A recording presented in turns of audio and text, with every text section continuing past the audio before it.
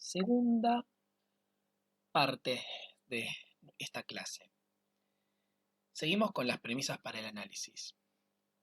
Otro elemento a tener en cuenta es el problema del parentesco y la reciprocidad. O sea, las relaciones de parentesco y la reciprocidad son efectivamente estructurantes de las relaciones sociales en las sociedades precapitalistas, independientemente de la existencia o no del Estado.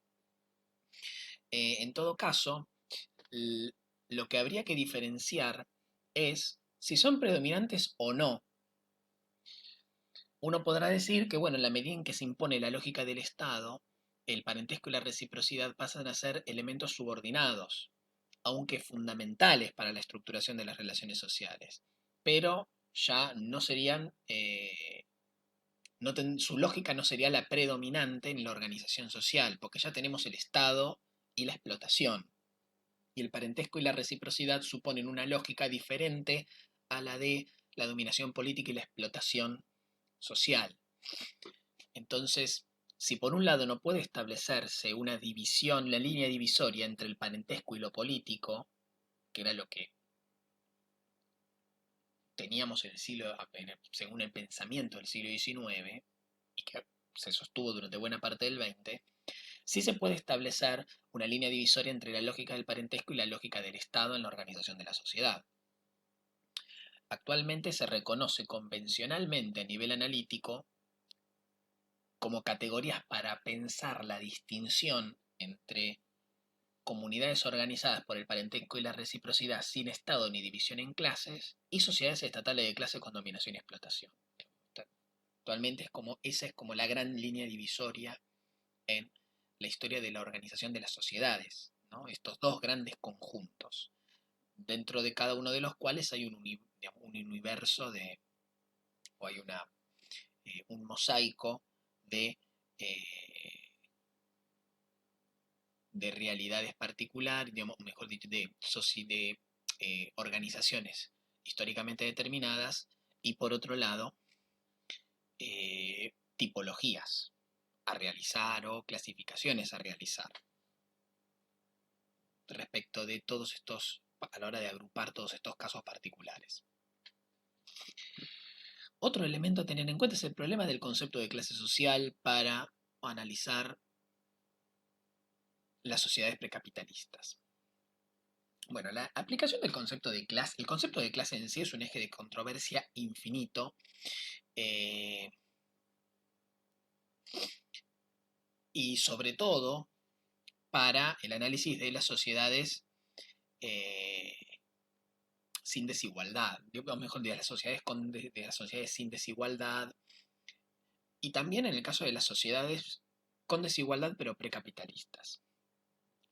Eh, Acá la gran discusión es que hay muchos cientistas sociales que eh, defienden el uso de la categoría para sociedades no capitalistas, pero otros autores sostienen que es inapropiada. ¿Por qué? Porque lo que sostienen es, bueno, eh, ¿qué define la clase social? Bueno, la clase social la definen factores exclusivamente económicos, mecanismos económicos. Los mecanismos económicos son los que definen la clase social o la estructura de clases sociales. Ahora, si intervienen otros elementos, ya no podemos hablar de clase social. Tenemos que hablar de otro tipo de agrupamiento, que puede incluir criterios económicos, pero que involucre otros criterios.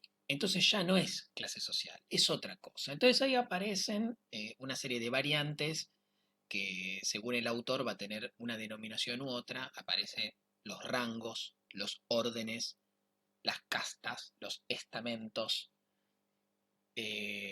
Algunos tratan de unificar, digamos, de articular el concepto de clase con estos conceptos, ¿no? Y hablan de clase estamental o algo por el estilo, o hablan de estructuras de clase atravesadas por eh, criterios extraeconómicos como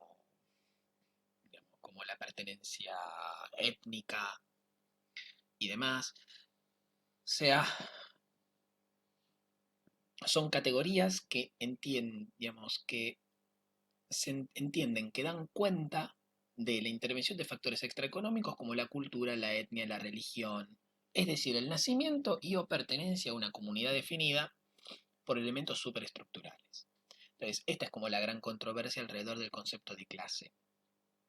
¿Es aplicable o no es aplicable? Si no es aplicable, ¿por qué no es aplicable? Lo que lleva a la definición misma de clase. ¿Qué es una clase social y qué la determina? Bueno, ahora vamos a empezar con quizás eh, uno de los grandes debates en las ciencias sociales, que es el problema del surgimiento del Estado. El concepto mismo de Estado y el surgimiento del Estado. O sea, ¿qué condiciones deben presentarse para poder hablar de existencia del Estado? ¿No? Digamos, la primera pregunta que lleva a todo lo demás, a qué es el Estado y al surgimiento del Estado, es esto. Eh, es la pregunta que surge automáticamente. Bueno, depende. ¿Qué define al Estado? ¿Y qué tiene que estar presente para que podamos hablar de Estado? O sea, en función de los elementos que elijamos, vamos a poder explicar la génesis de este fenómeno, de esta, de esta estructura. O sea, no nos vamos a dedicar al debate sobre qué es el Estado porque excede ampliamente lo que queremos ver acá.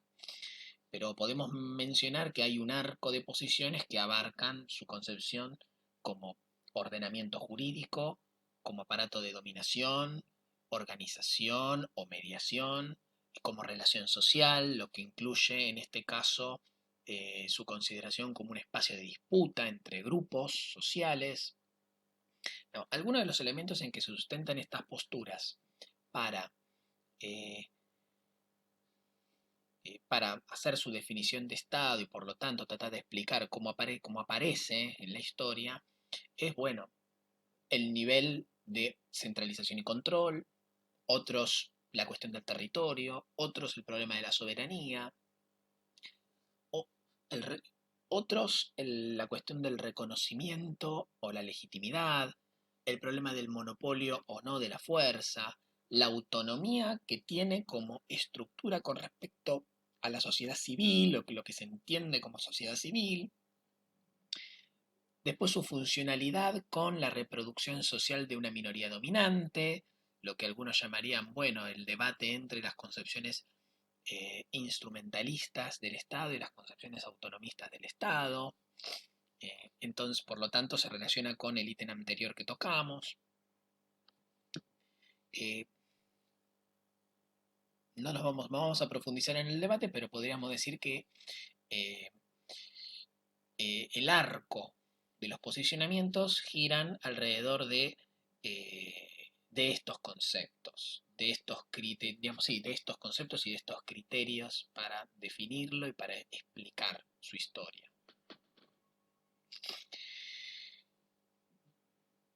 Una referencia obligada para hablar del surgimiento del Estado es el problema de lo que en su momento fue la revolución neolítica y la revolución urbana, ¿no? Esta revolución de largo aliento, esta transformación social fundamental, eh, dentro de la cual el surgimiento del Estado fue uno de los procesos clave, eh, que fueron oportunamente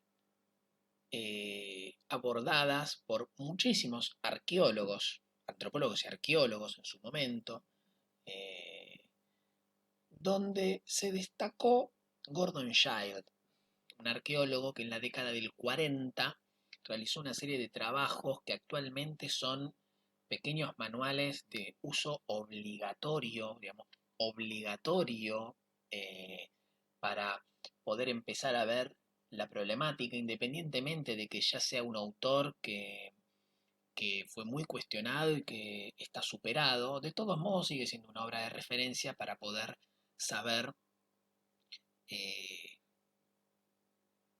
aproximarse a la primera gran síntesis sobre la cuestión. Y Síntesis que además sirvió a la divulgación, porque hoy los textos de Child son textos que pueden ser leídos por cualquiera y que son una auténtica introducción a la problemática. Eh, los estudios de Child lo que brindaron fue una especie de canon sobre las condiciones para el surgimiento del Estado y la dominación política, y también se podría decir, ¿por qué no?, la desigualdad de las clases sociales, en el marco de la doble revolución urbana y neolítica. Estos elementos o estas condiciones fueron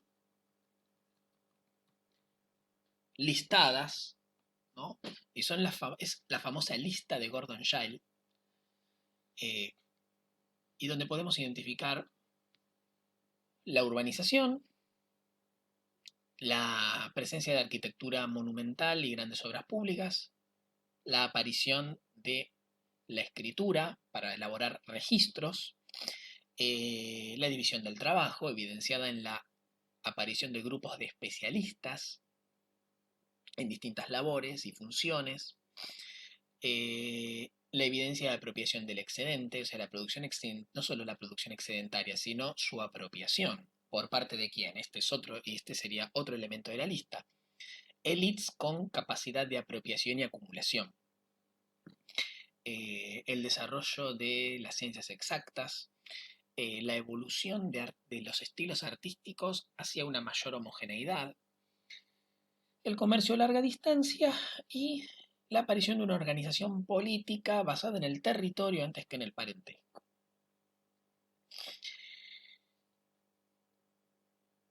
Esta lista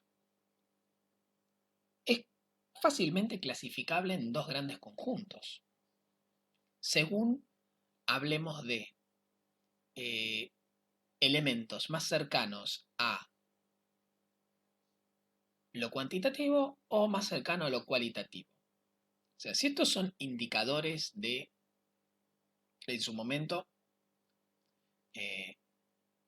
Child lo que hizo en realidad fue algo así como recoger y elaborar una síntesis de elementos que estaban presentes en todas las obras hasta ese momento publicadas y desde el siglo XIX, sobre el problema de la revolución del surgimiento de las ciudades, la desigualdad y el Estado. Digamos, y claro, acá estamos hablando de que él lo que recopiló es lo que hasta ese momento se consideraban que eran como los grandes indicadores de civilización, ¿no?, en la terminología del siglo XIX, que se extendió sobre el siglo XX.